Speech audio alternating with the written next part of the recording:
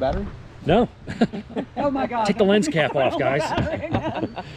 No, I had to pull over before because the battery, it locks up and you have to sometimes pull it out.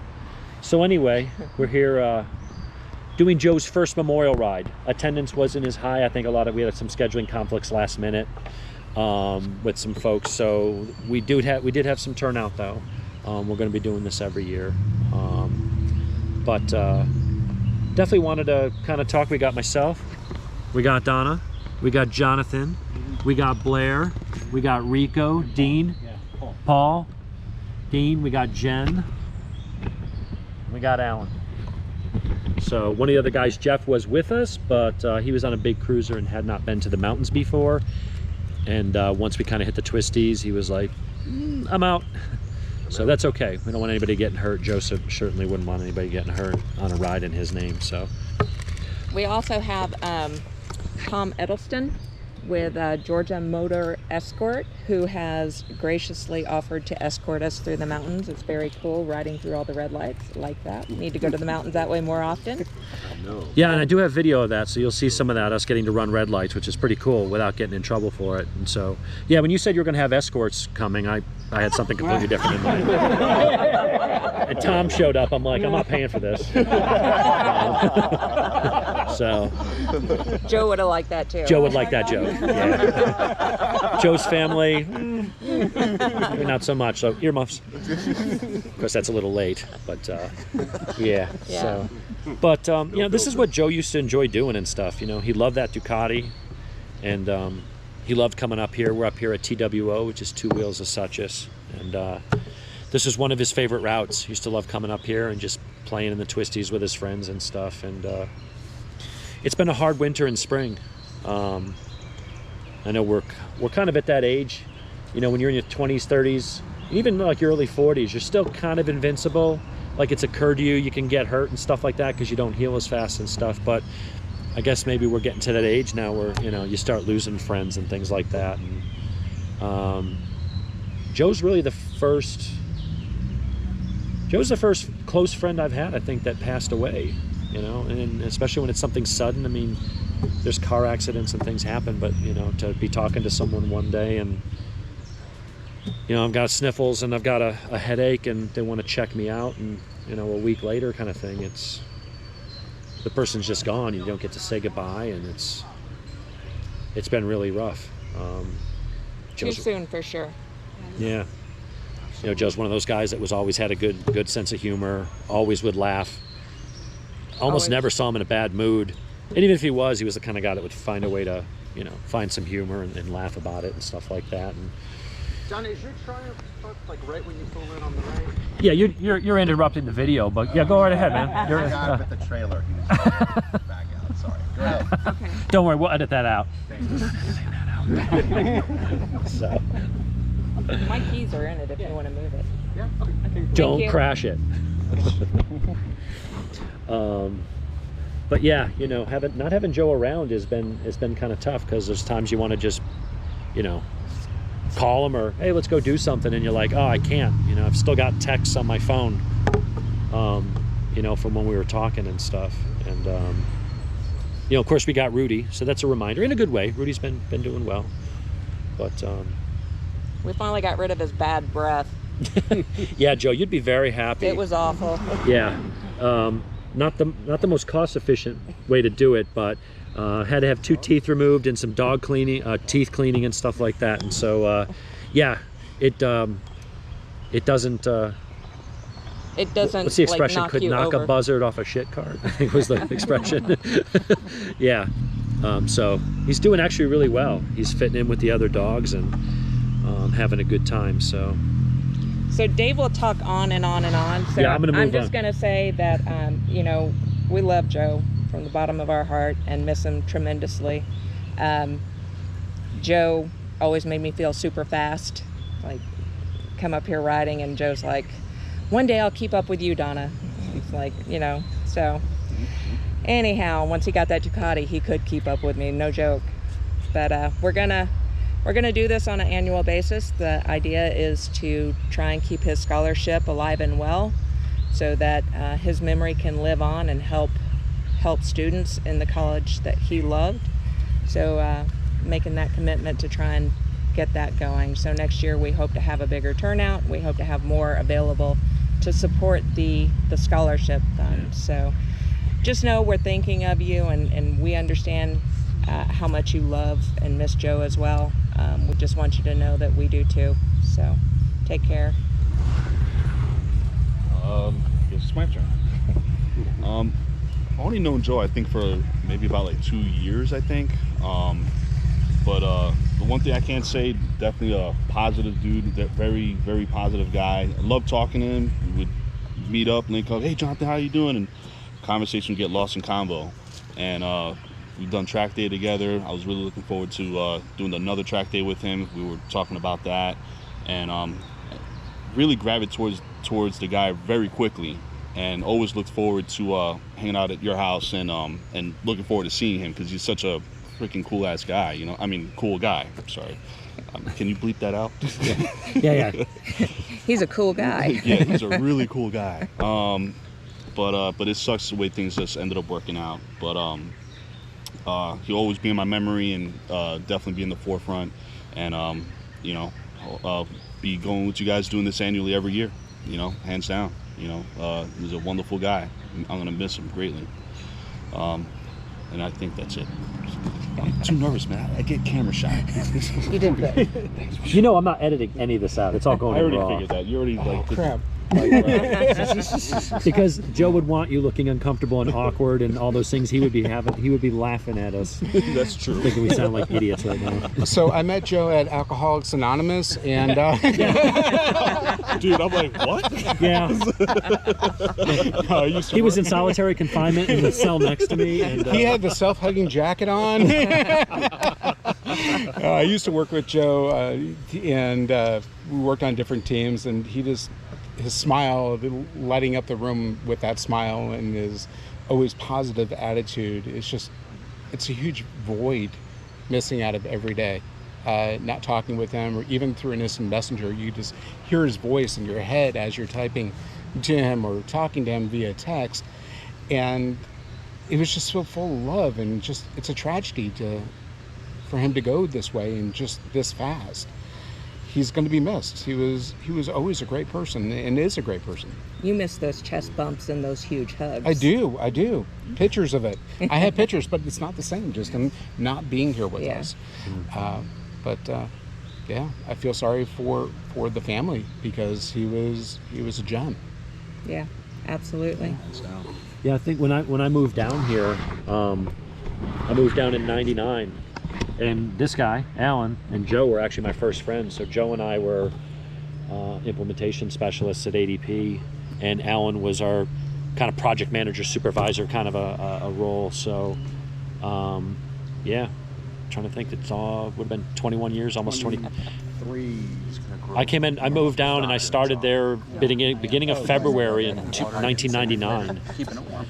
So yeah, it's weird to have someone in your life that long, and Yeah. yeah. Yeah. Mr. Dean. Hello, family.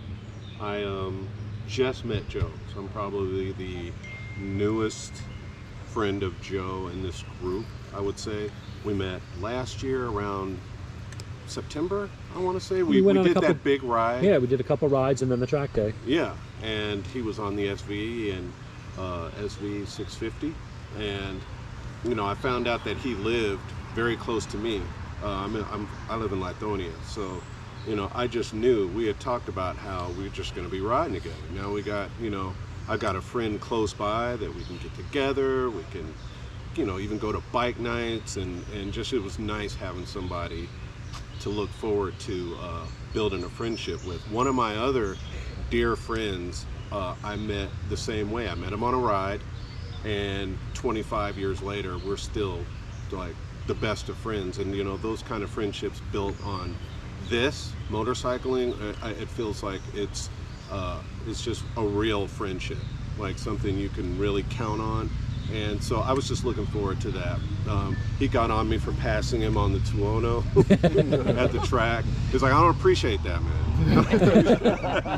And It's like, Joe, you should have brought the Ducati. Right, I was like, you'll get me next time, Joe. You'll get me next time. But yeah, it was just, I really feel cheated and out of, you know, a friendship with somebody that seemed like a really good guy. And I'm just terribly sorry for your loss. And I'll be here every year that they're doing this. I will be here to support Joe. So I want to piggyback on what Dean said, because I only met Joe once, maybe twice. I think the last time was about 2 years ago. Right up here, we were sitting up on the rocking chairs on the porch of TWO, and I was also struck by how easy he was to talk to, and just right, like I'd known him for a long time, and we were just shooting the breeze. Jen, you were sitting right next to us here, and I felt like this is a guy that I'm going to really enjoy getting to know. We both had red Ducati Monsters, although his was a newer one.